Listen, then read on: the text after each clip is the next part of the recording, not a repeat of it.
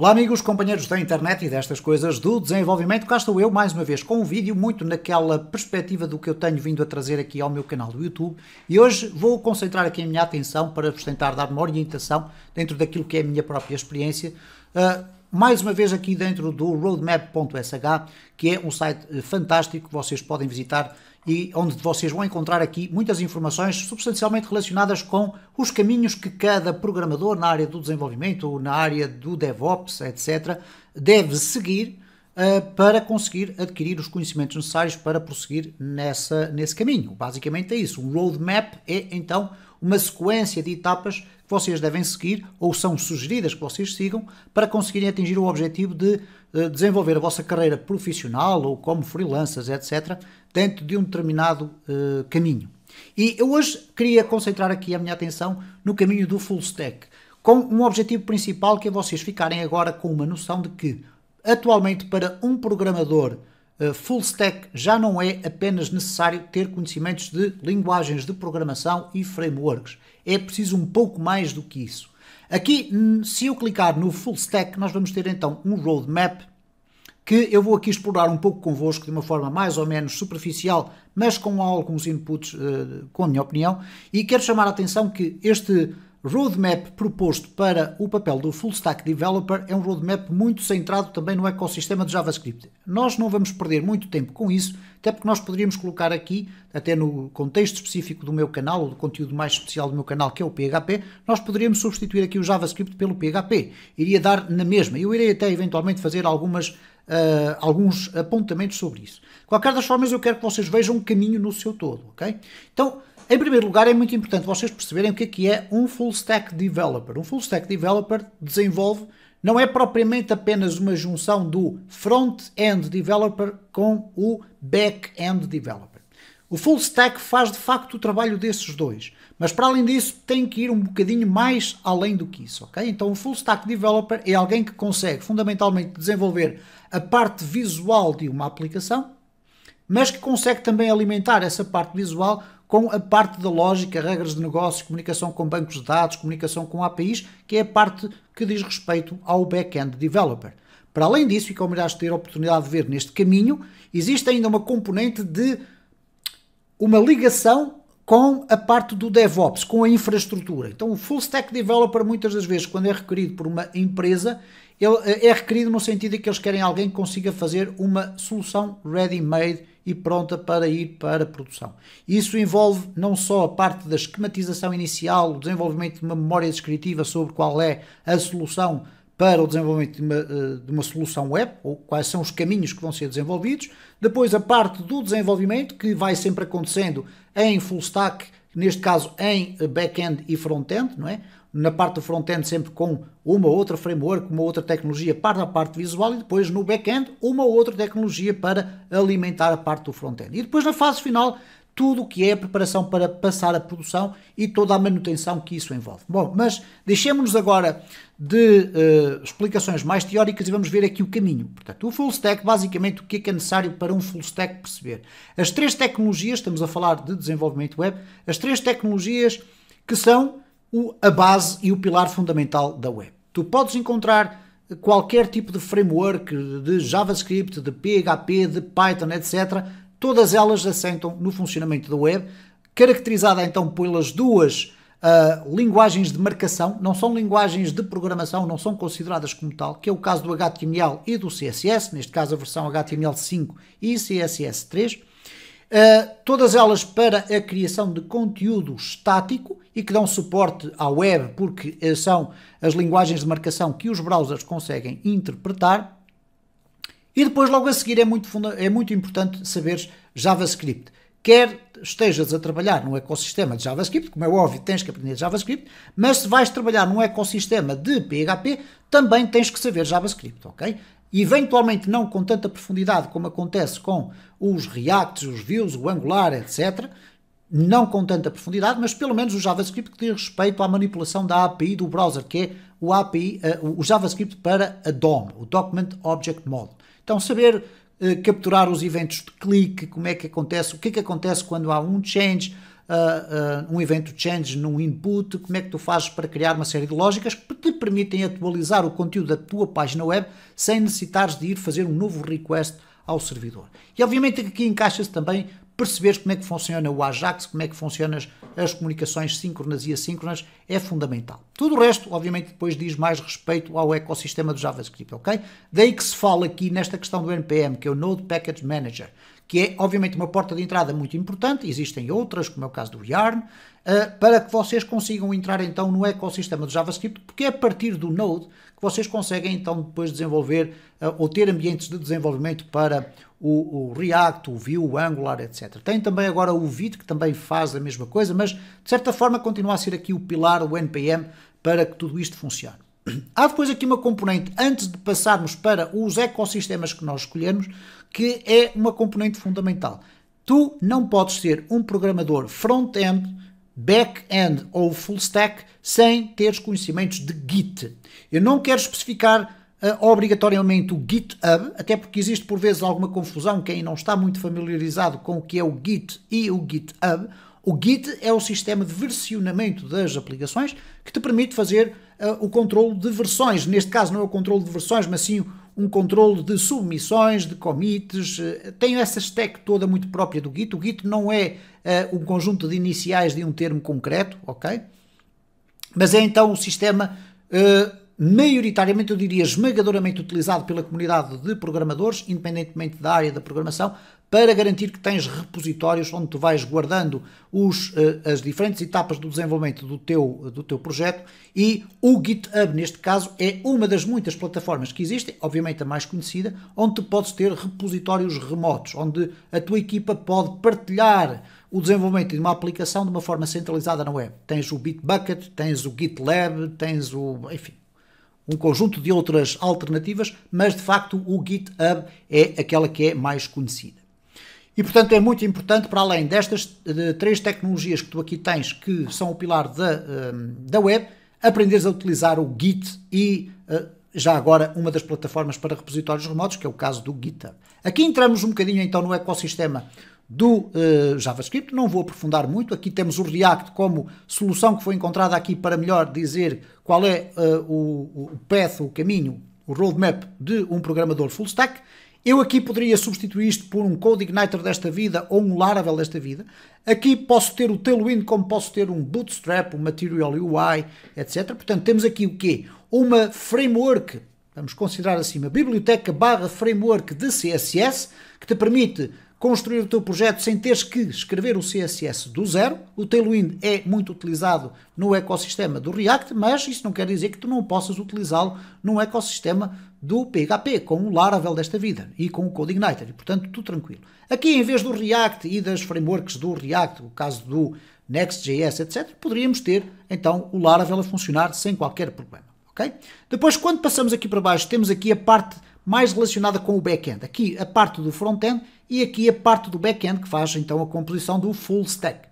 Ora, o que acontece aqui é o seguinte: da mesma forma que podes utilizar um Laravel desta vida aqui no início, um CodeIgniter, aqui também vais utilizar o Laravel ou o CodeIgniter, porque ele faz a parte de toda a stack, ok? Aqui quando falamos em React e Node.js, eventualmente estamos a falar numa stack que é uma framework, como é o caso do Next.js, por exemplo.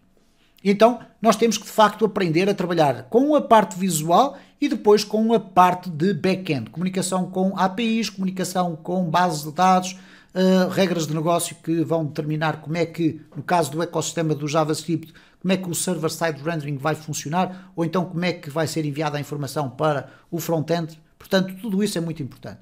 Uma base de dados, aqui está o PostgreSQL, mas podes ter muitas outras.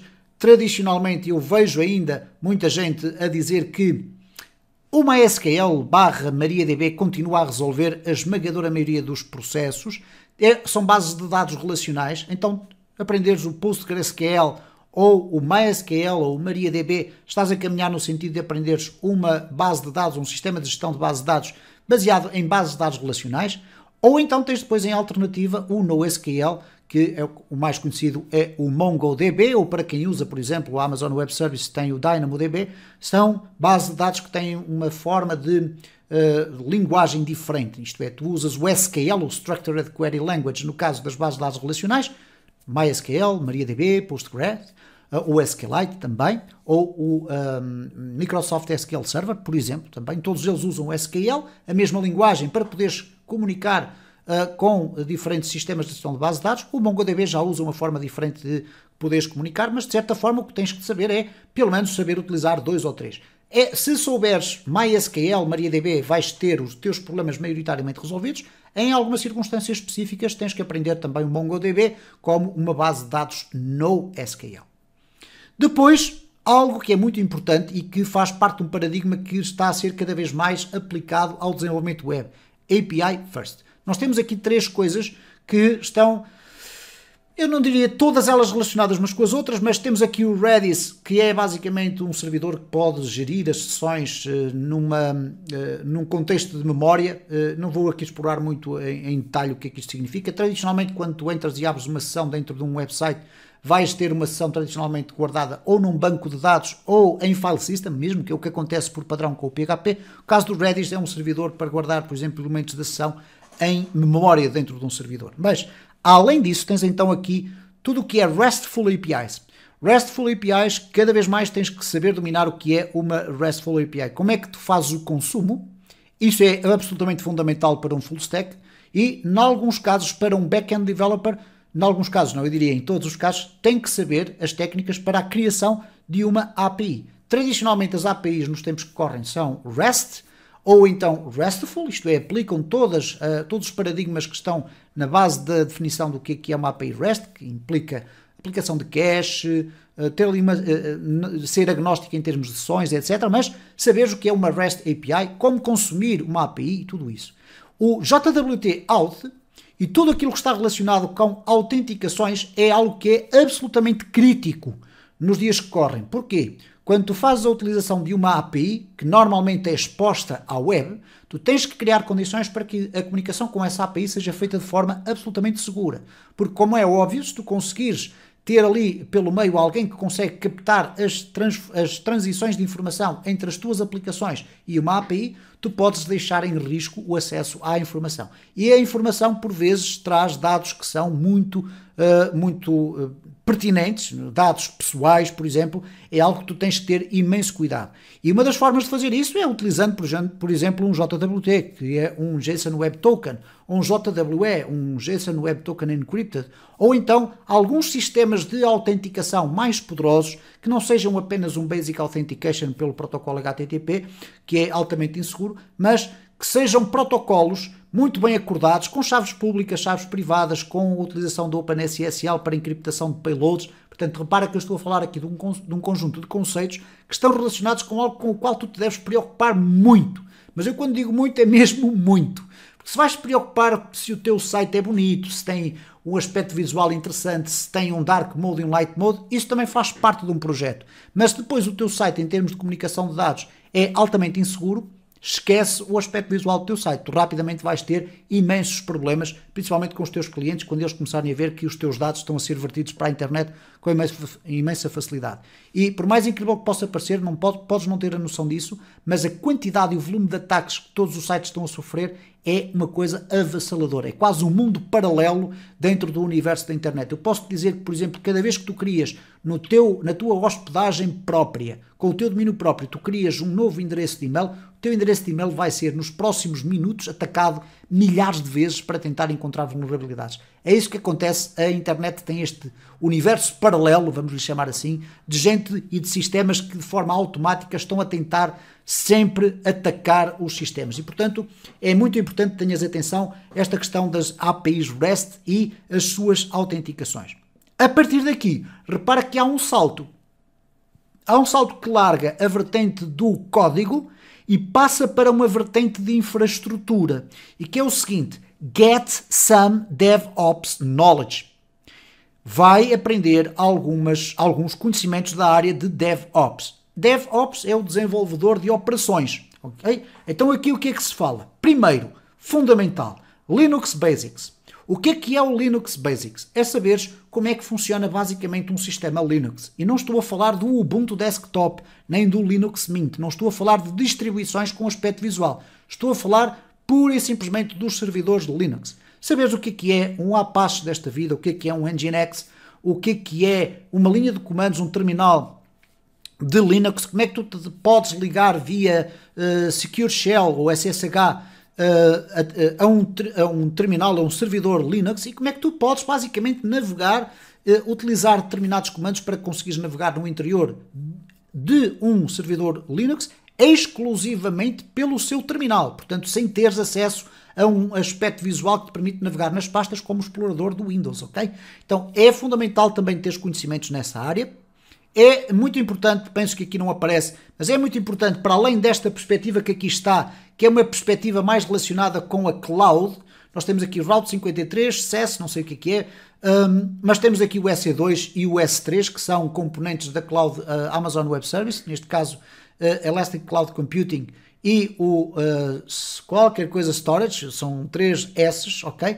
Portanto, estamos a falar aqui de Basic AWS Services, os serviços básicos da AWS, mas aqui nós poderíamos estar a falar de um Virtual Private Server, um servidor virtual privado, um servidor dedicado, uma hospedagem partilhada, muito básica também, ou podemos estar a falar, por exemplo, de uma infraestrutura com Docker. Então é importante teres conhecimentos básicos, não tens que ser credenciado nesta área, mas principalmente eu chamo a tua atenção, principalmente para o Docker. É importante saber o que é o Docker no seu básico, não tens que saber de uma forma extraordinariamente avançada, mas percebes como criar uma infraestrutura de Docker até local para conseguires ter